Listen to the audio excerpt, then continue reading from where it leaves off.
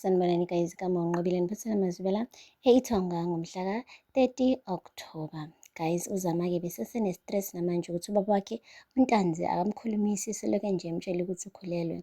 Lapho-ke umane nje umama kaPhinda uFaith wamnikeza ukudla, wathi hambisa kubaba wakho, ungalokhu umxina ngemibuzo, umnike ukudla bese uyahamba nje, uzokhuluma nawe masesikhathi sifanele, ngeke eze enze lutho olubi ubaba wakho kuyena. Zama uyakuthanda.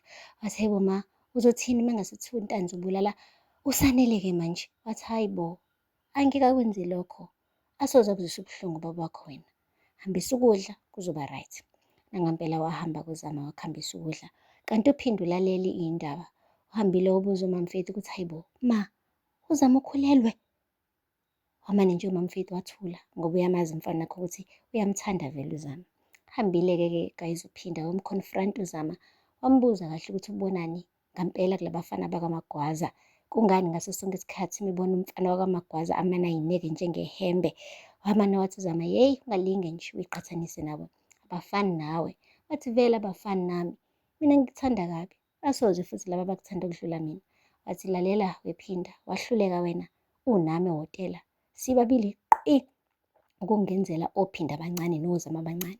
Musa kuba nomona ngoba nakho sengingenze oSanele abancane noZama abancane, phuma kumina. Hhayi-ke guys, kuthe kusanjalo uNtanzi-ke wamane wambiza uZama wathi awugijima umfune loyo mfana kuthiwa uSanele, ngifuna ukumbona la enhlampini zami mehlo, face to face. UZama-ke washawa uvalo-ke guys, kodwa wahamba-ke wenza njengoba ethunywe uyise. Uhambile-ke guys uZama wayale koMagwaza, kodwa nje uthe usasesendleleni, hhayi wamane wahlangana noMakhumalo. uMakhumalo nje umane uthe yeyi wentombazanyana, uza la. Wathi umthetho wakho ngampela yini lena ihlosile ninoyihlo? Ebuza uZama. UZama wathi lutho ma. Wathi hhayi ngiyazi ukuthi njengoba ubhizi uhobhana nomfana wami nje, ingoba nje uNtanzi usebenzisa wena ukuthi uze kumina. Wathi yazi ma ukuba uyazi ukube ngiyakwazi ngampela ukuyikhethela lo mntwana lo, ngikhethe ukumgcina ukuthi lokho kuzosho ukuthi ubaba wami mina naye ngesiphinde sizwane, kodwa ngizomgcina, khululeka. Wathi musu ngenza isilima wena ntombazane, iplani yakho noNtanzi le vele yini ufuna ukuphuthuma ukumitha kangaka, ubhizi ushintshanisa amawele kona uBanele ubezothini uBanele mese ukuthi wena manje usubhizi uhobhana newele lakhe? UZama wamane wagwinya amathe ngoba uyazi vele ukuthi loya uBanele akusiyena uSanele, kodwa waqinisa ikhanda wathi uSanele loyaya.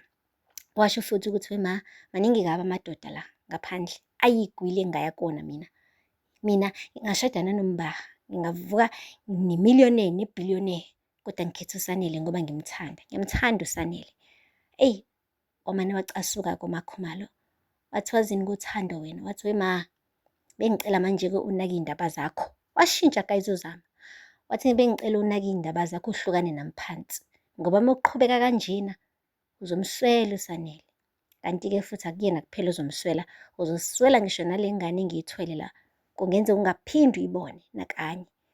uMakhumalo wabona ukuthi eyi mani, yazi le ntombazane iqinisile, ngendlela okwenzeka ngayo vele nje uSanele useshintshile nje, akafuni ngisho ukubabheka ebusweni.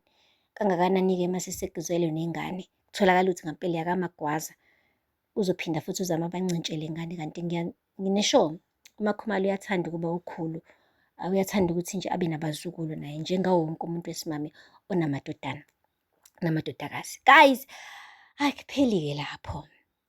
Uhambile-ke guys uSanele waya le kuNtanzi, hhayi wafika uNtanzi egcwele intukuthelo, egcwele phama. Umane nje wathi wena mfana kusho ukuthi kahle kahle uyangidelela mina. Wathi hhayi baba kunjalo, ungakhathazeki, uZama ngiyamthanda futhi yena nomntwana ngizobanakekela, ngizomshada. Wathi hhayi musa ukungidelela mfana, le nto oyikhulumayo yomshado kufuze ngabe into wayenza kuqala kudala, hhayi manje. Wena ulinda ukuthi aze akhulelwe umntwana wami manje umshada? Wathi ngiyacela baba, ngizobenza ubulungisa. Wathi kona ngizobizwa kanjani ngomnumzane uma ngiphuma ngaphandle? Ubani osazongihlonipha emva kwale nto eniyenzile? Kahle kahle nina nidelelanga mina kuphela, nidelele ngisho unkosikazi wami olele ngomqolo laphaya. Wathi yazi uZama beyintombi nto, hhayi bo guys, kungithusile-ke lokho, kodwa mhlampe-ke umazi ezinto eyintombi nto bengakathandani noBanele, but anyway, ya usho njalo. wathi uSanele, baba yazi phela kwakukudala la ukuthi umuntu wesimame ey'gcine beze beshade manje bebonane emshadweni. Manje siphila isikhathi sesimanje manje izinto ey'kanje ziyenzeka. Wathukuthela kakhulu uNtanzi, kodwa-ke wamehlisa umoya. uBanele waba nolimi oluthambile, yabo, waba smooth, hhayi wagcina impela ethambe boto uNtanzi. Wavuma-ke impela ukuthi zilethwe iy'nkomo, alotsholwe uZama. Vele kodwa akana-choice, ngoba noma kuthiwa yinqaba lezi iy'nkomo, isisu ngeke size sime ukukhula, sizofutheka isisu, omakhelwane bazobona, bazohleba, bazokhuluma. So kungcono kona nje amane avume ukuthi lo mshado wenzeke ukuze ihlazo liqhubeke. Guys, akupheli-ke lapho. Laphaya koMagwaza kade sebeqala-ke manje beyofuna iy'washo ukuze phela bachele lonke igceke lakoMagwaza, bechele-ke naye-ke uSanele ngoba bebona sengathi-ke udlisiwe futhi uthakathiwe. Eyi, bekade-ke bebhizi-ke bebhula-ke igceke ngomshane lo onesiwasho, besho ukuthi ayihambe imoya emibi koMagwaza. Waqhamuka-ke guys uSanele, esimazi ngokuthi-ke thina uBanele. Wathi kwenzakalani la? Wathi eyi, uyabona ukuthi lihlambulula igceke futhi nawe kungakuhle ngase nje uze uzogeza ngalesi siwasho. Wathi ngeke-ke mina ngikwenze lokho. Wathi wena mfana kahle kahle uyadelela, kusho nje. Wathi wena thula, ayikho into oyaziyo. Hayi bo guys, akadeleli kanje, uqhuba intwala ngewisa guys. Wamane wathi nje uMakhomalo, wemfana, ngithe lo mshado wakho noZama ngeke uze wenzeke. Wathi khohlwane, seni-late. Mina sengiyitholile iy'busiso kuNtanzi, okusho kona ukuthi kusasa lokho kusayo ngizothumela abantu behambe bomlobola uZama. Niyathanda nithandi, ayikho into esizoshintsha. Kwabuye inyathelile emsileni mesho njalo.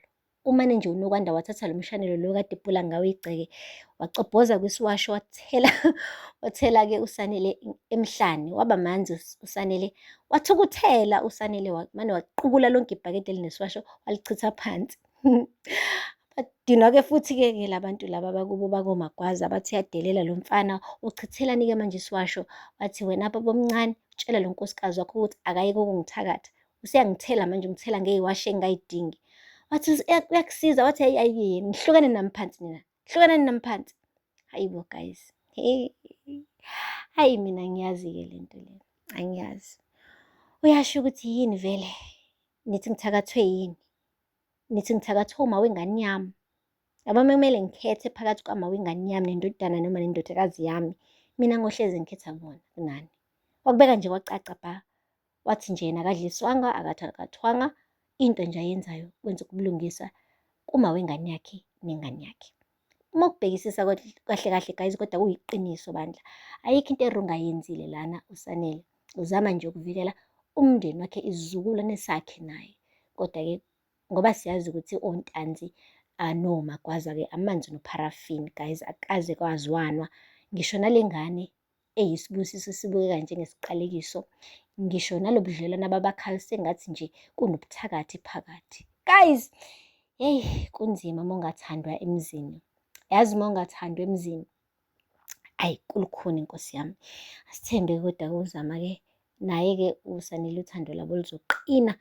Kodwa-ke ngimhlungu kakhulu ngoSanele wangampela, ngoba laphaya ekhona yena uyitshela ukuthi hhayi yonke into ihamba kahle, kanti akazi ukuthi hey, kubhizi kuxoxwa iy'ngxoxo zamalobolo manje. Uyashada uZama, uyangena umakoti koMagwaza, yena usanamathemba ukuthi usazothola umbali mebuya, unamathemba ukuthi usazobuya impela akhe wakhe umndeni. Kanti umndeni uBanele nawe ubhizi la, usewuqalile-ke yena, hhayi nanokuthi usazowakha, usewakhile guys.